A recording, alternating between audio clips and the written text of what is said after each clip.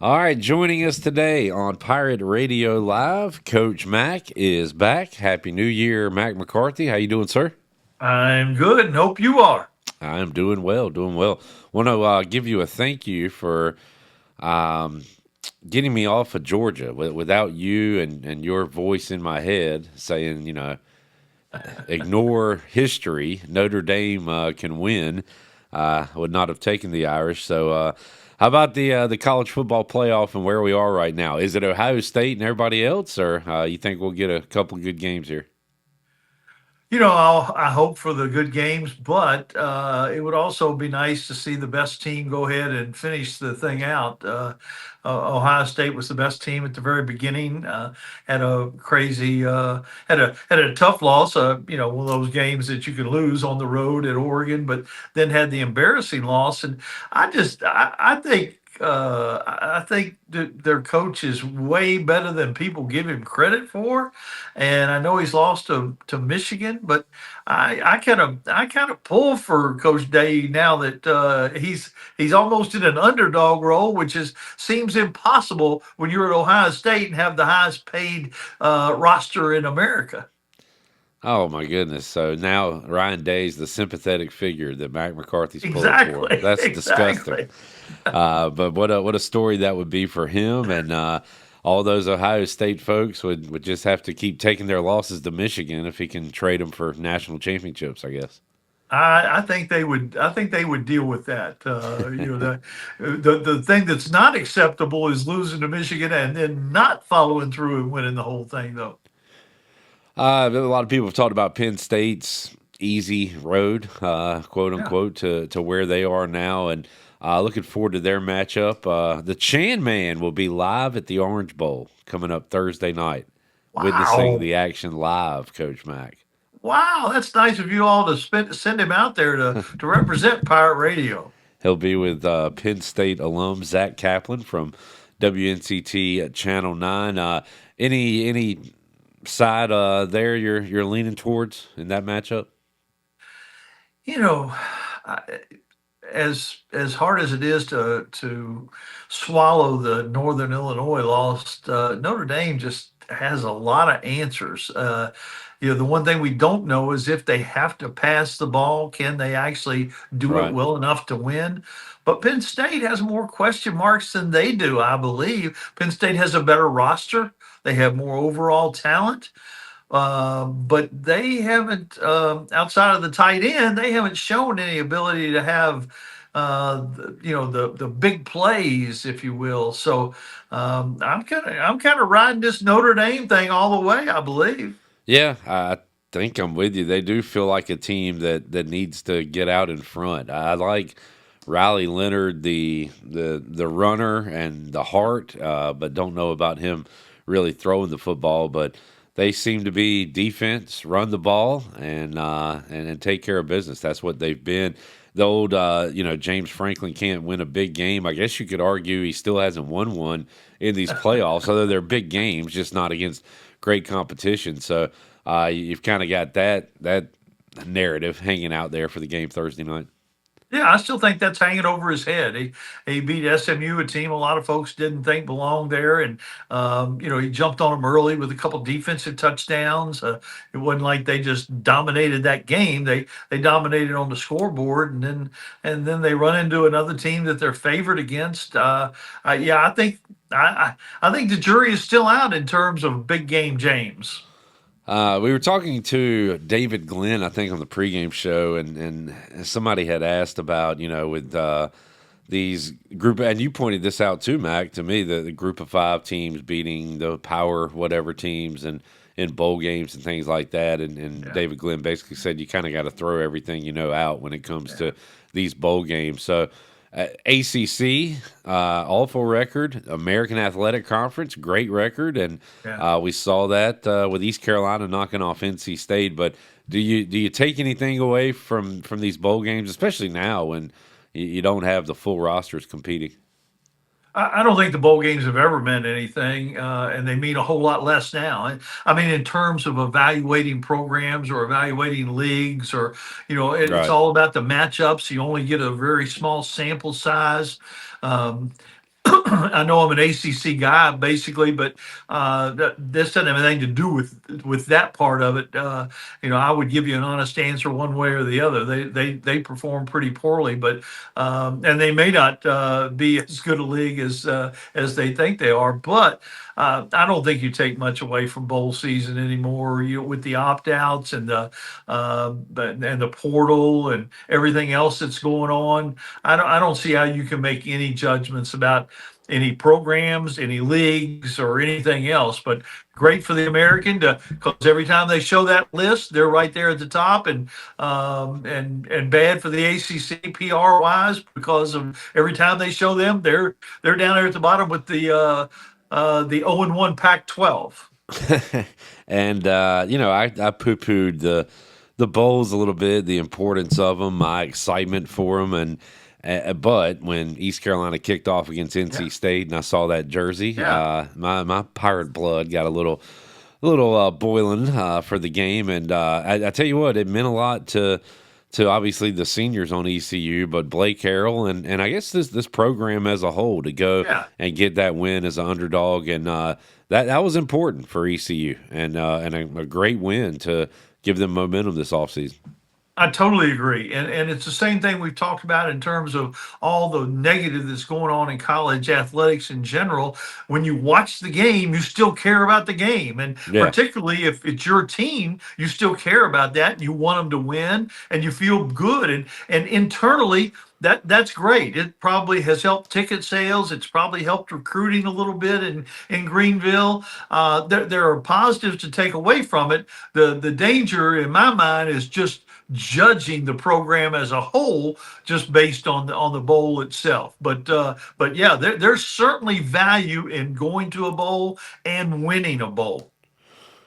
Jared, let's get one of our new interns when they come in to dissect the rosters of ECU, NC State, Military Bowl, and then Week One, and how many guys are still there, and who's new in the lineup because it's just going to be a ton of changes just from December Yeah. to September. Mack McCarthy joining us today, Pirate Radio Live. Coach Mack, talk. Hey, you going to watch some Commanders playoff action Sunday night?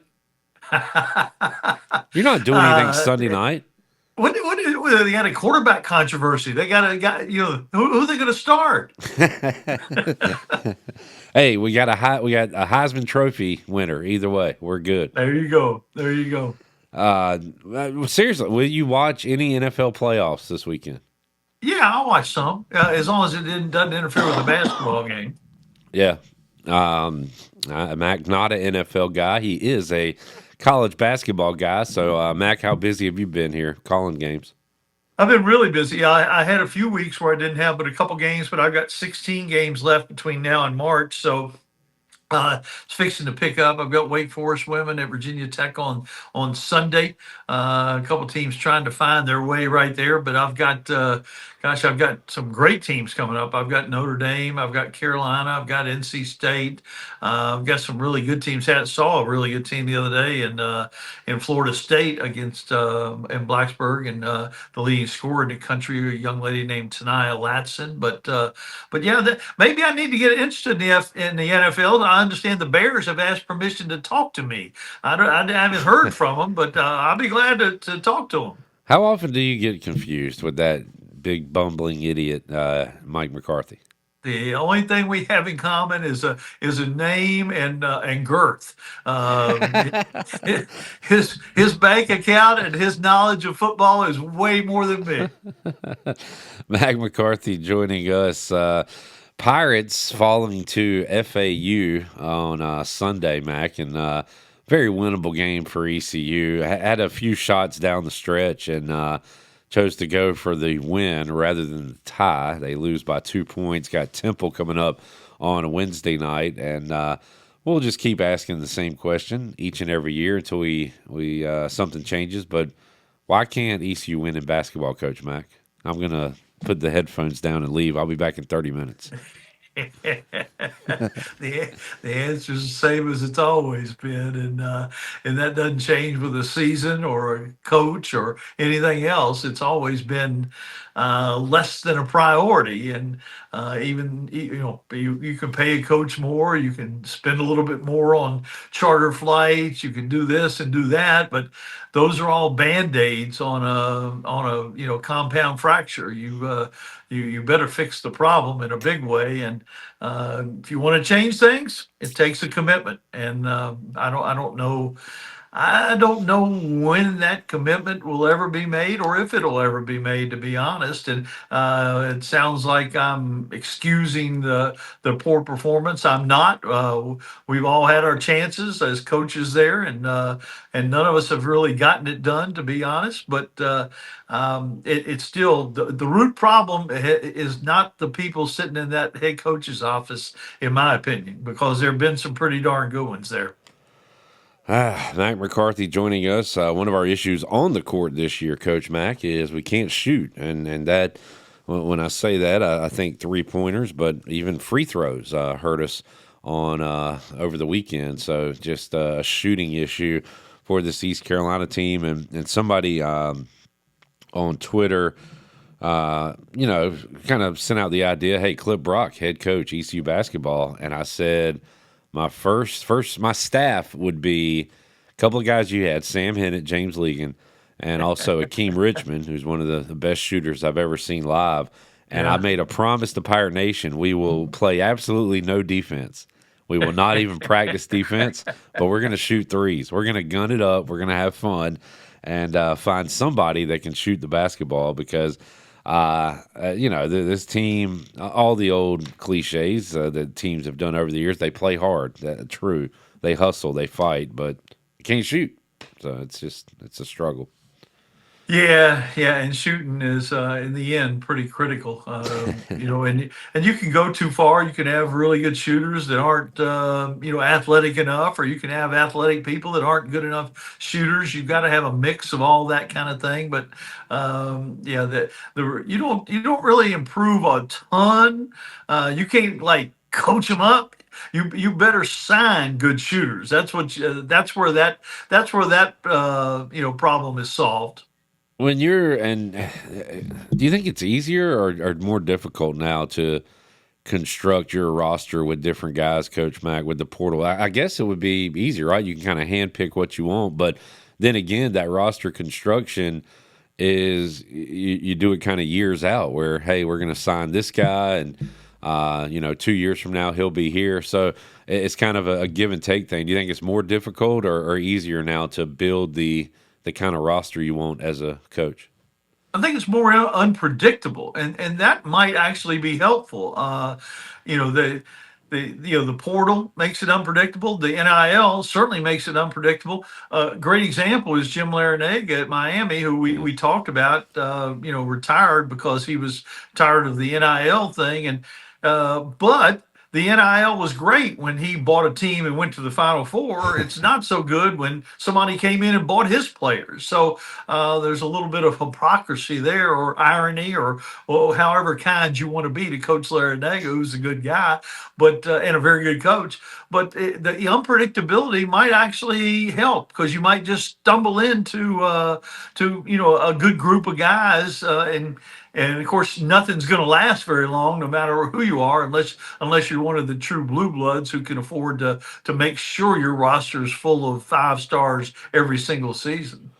Mac calls men's and women's hoops. On the men's side, Coach Mac, for those of us that are not following it as closely as we will in February and March, are there any head above the rest? I know Auburn continues to blow out teams, right? I know had Houston last night because I saw they were less than a 20-point favorite, and they usually win by 20 plus. So they hammered TCU. So you got those teams. Like who's standing out to you right now, if anybody?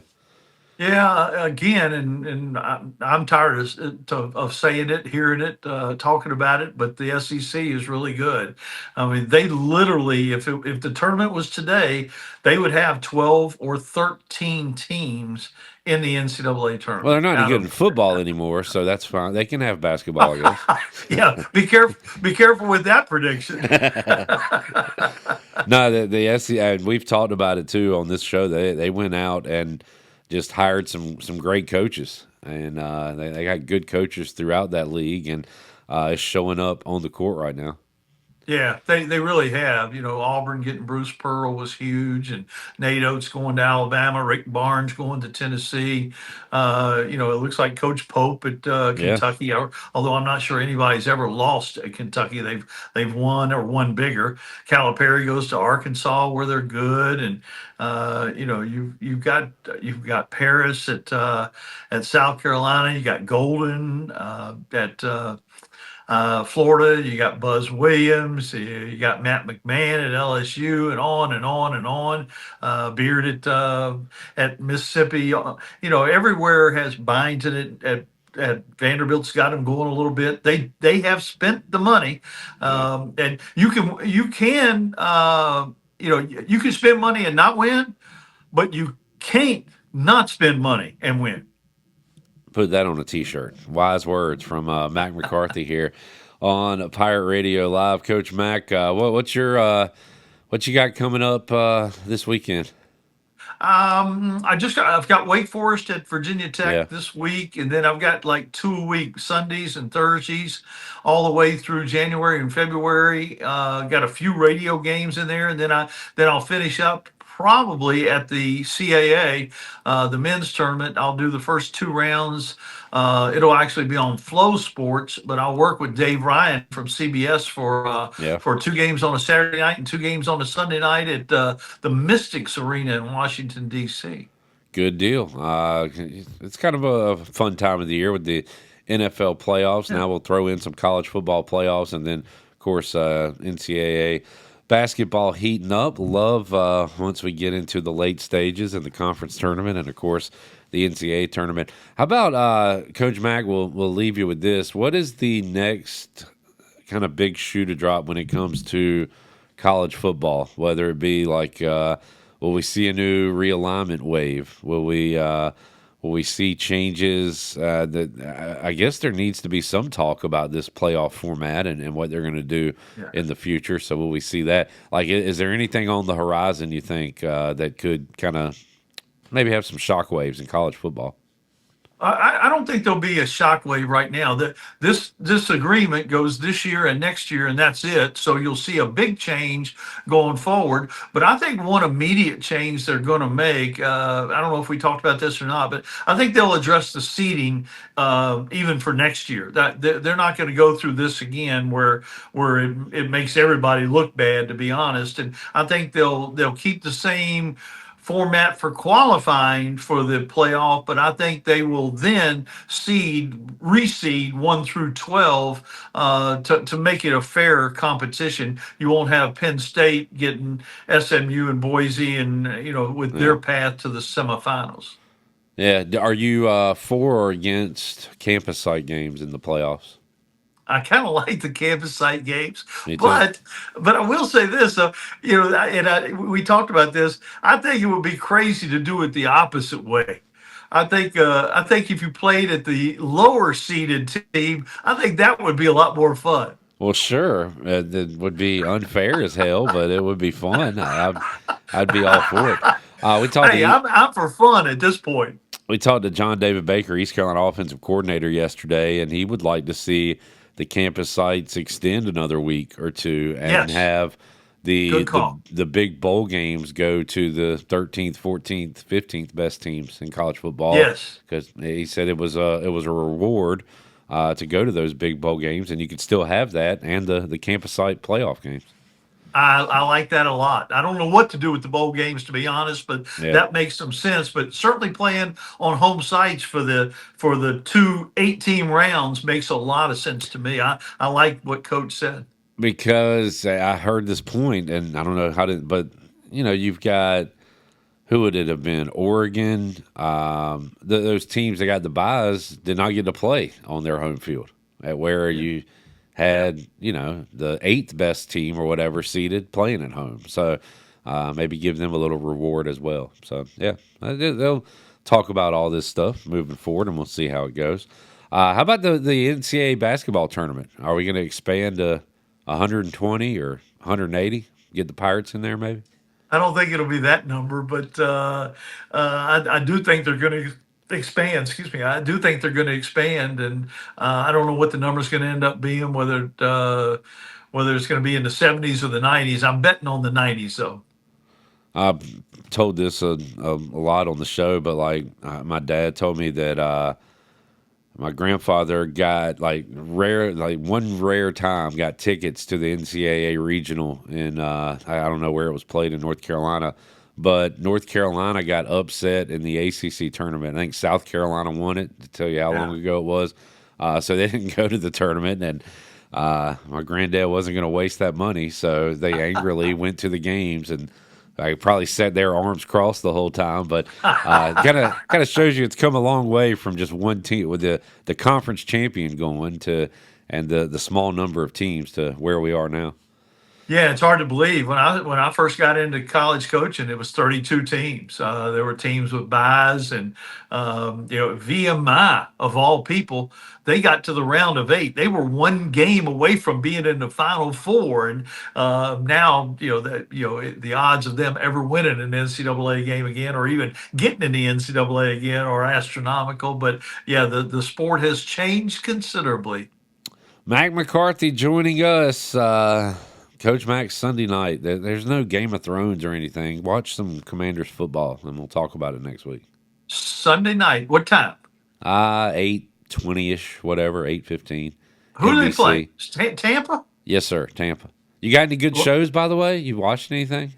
oh gosh, I've watched some good shows. White Lies, Shrinking. I finished up. I haven't watched that. Yeah, I heard I need to watch that. Uh, Black Doves was a really good show. I've heard of Uh, that one. Have not watched uh, it yet. Are you a Squid the Game guy? the what? Squid Game on Netflix. The what? I guess not. We'll try to get you on that at another date. Coach Mack, enjoyed it, man. Have a good week. We'll check in with you again next week. Go Pirates! Thank y'all.